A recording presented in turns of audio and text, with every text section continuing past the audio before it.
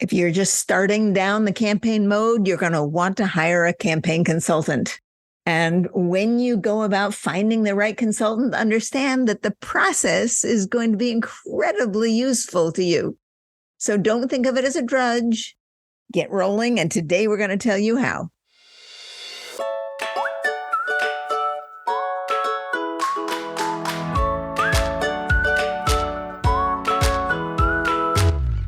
Welcome to All About Capital Campaigns, a podcast that provides fuel for your nonprofit's growth. Each week, Andrea Kihlstedt and Amy Eisenstein, co-founders of Capital Campaign Pro, provide practical tips about raising more money for your nonprofit organization. Here are your hosts, Amy and Andrea.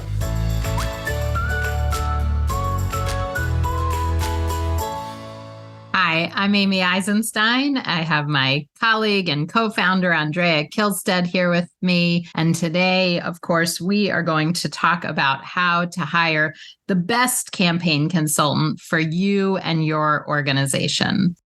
Andrea, let's start with why an organization should think about hiring a campaign consultant before we tell them how to do it.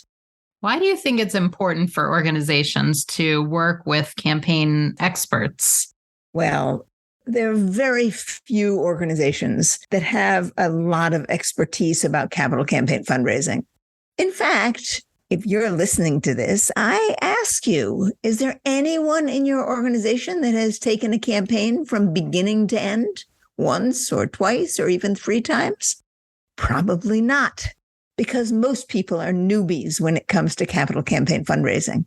Yeah. So unless you have somebody at your organization who has led multiple campaigns from start to finish, it would be very wise to have somebody with expertise added to your team. I mean, think about it. You are trying to raise 2, 5, 10 times more than you normally raise annually. And the idea that you're going to just make it up as you go or hope for the best is really silly. I don't know what the word I'm looking for. It's not a good idea because you want to be successful in raising 2 times, 10 times, 20 times more than you raise right now for a huge project and a huge opportunity for your organization. So you want to set up your chances for success or give yourself the best chance for success that you can. And in order to do that, you should have somebody on your team that has done this successfully again and again and again. You know, Amy, people doing capital campaigns, if you're a development director or a VP for advancement and you haven't done a campaign, you want to be able to sleep at night during your campaign. You're going to need your rest. And the way to sleep at night is to have a thought partner by your side, to have someone who really understands this business so that you're not making it up as you go, but you are bringing the realities of your organization into partnership with someone who understands in a deep way how campaigns function. And if you have that, then you're going to be able to sleep at night because you're going to know that you're moving the campaign forward in a way that's likely to work and likely to succeed. Excellent. Campaigns are about confidence. So if you know that you've never done anything like this before, you probably don't have a lot of confidence in the process. So that's why you need a partner and an expert to walk with you on this journey. All right, let's talk about how to hire a consultant. Hopefully you're convinced that you need expertise for a variety of reasons.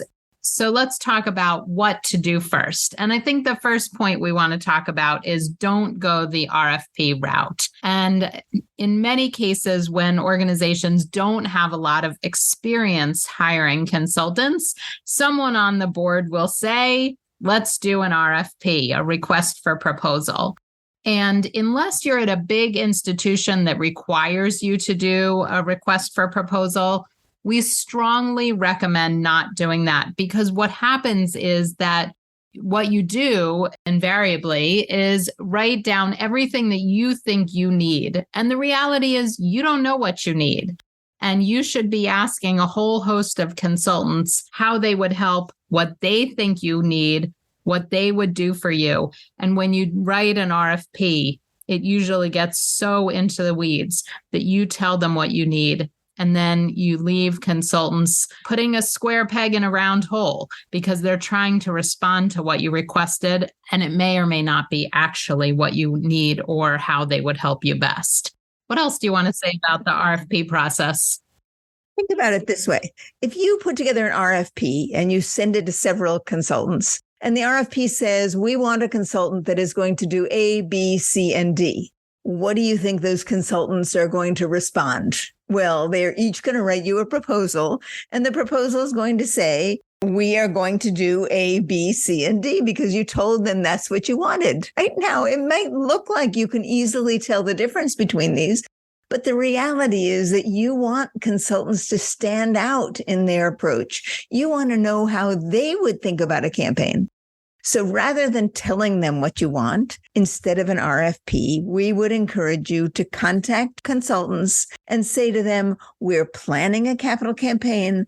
We've never done one of these before, and we'd like your advice. How would you advise us? And then see what you get back. Now, those responses are going to be really revealing.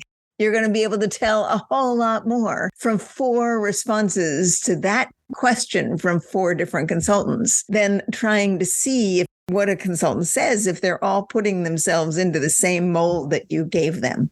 So an RFP is just plain old a bad idea.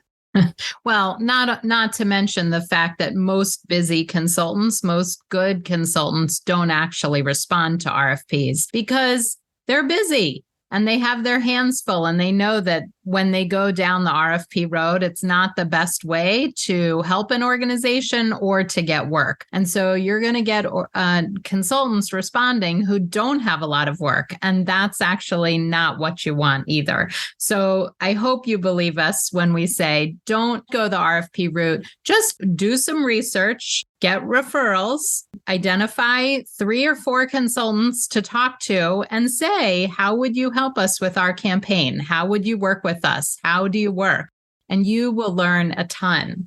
All right. So that brings us to another point about using the process to educate yourselves about a campaign and other key leaders on your team. You are going to learn a ton for free by talking to consultants, right? You're not going to have to pay them for training. Bring a few key board members, bring your executive director to these early consultant meetings, because when they talk to you about their approach and how they would work with you, you're going to learn a ton about how campaigns work and the whole process.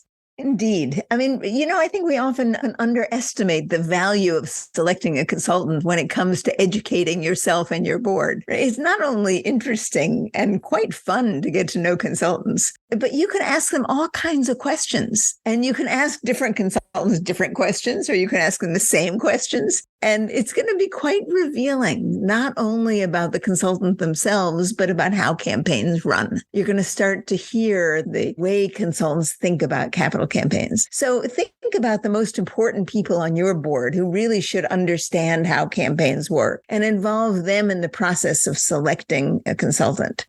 Yeah, if everybody on your team, your leadership team, is bought into the idea of working with this person or this company, your campaign will go much more smoothly because, well, when you have different people who haven't been included in the process, they might resist or they might not like the person. But if they've been through the interview process, that will bring them along and bring them on board. And it's so critical that you pick a person who you are happy to have talk to your board members, that your executive director wants to engage with. And so make sure that every critical leader, key leader, is involved in the process of the consultant selection. There's something else I want to bring up, Amy, because it took me years to learn this. So I want to tell everybody so you can short circuit the long process I had. When you talk to consultants or you set up meetings with consultants, you need to look very carefully at how they function, the little ways in which they function. Do they get back to you promptly? Are their emails cogent and well written? Do they set up appointments? Do they show up on time? Right? Do they send you things that are helpful and useful?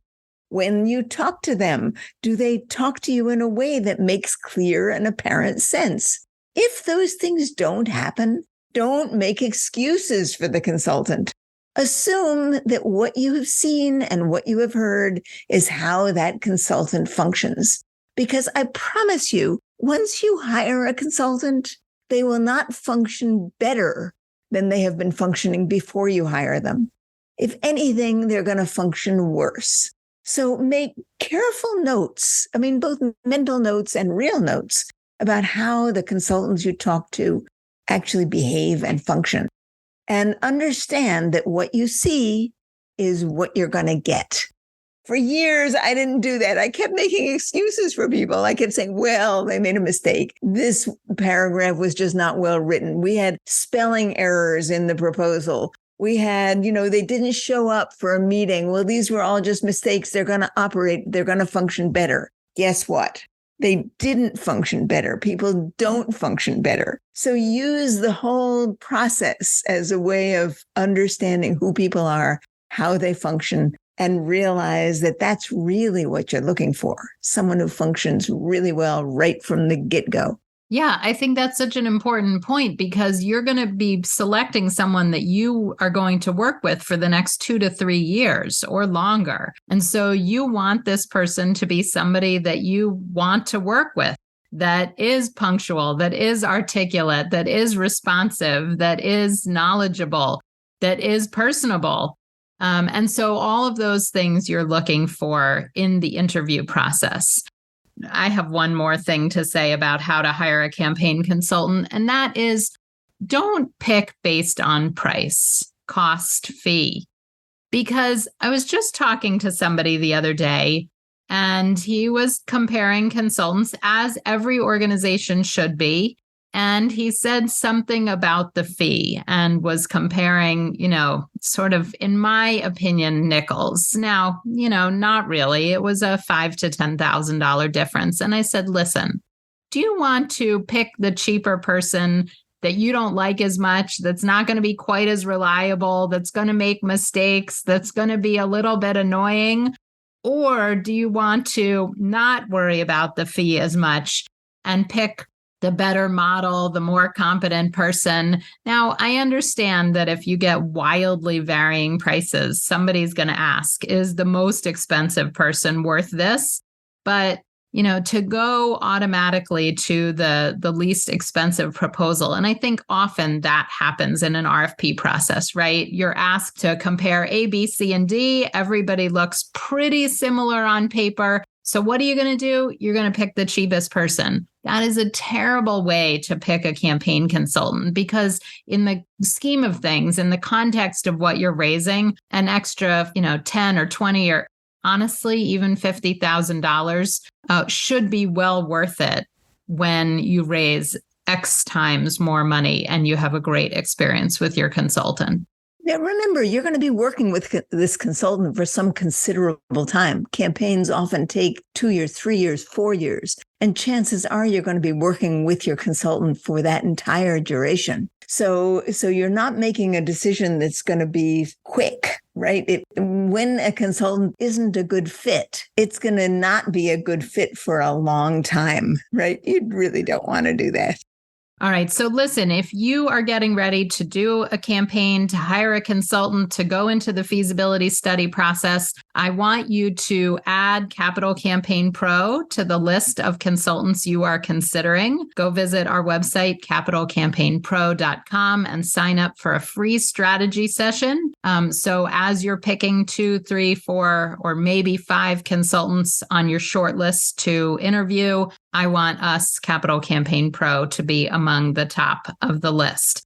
So just to wrap up, we want you to not go the RFP route. Don't do it. Just interview, research, visit the consultants' websites, but don't go the RFP route. Use the process to educate your team. Really, you can learn so much from these early conversations. And of course, believe what you see. When a consultant isn't functioning well, isn't articulate, isn't responsive, writes unintelligible emails, don't take that lightly. And finally, don't go with the cheapest, go with the best fit. Go with the best fit. That's right. All right. Thanks so much for joining us. Good luck with your search for a consultant, and we'll see you next time.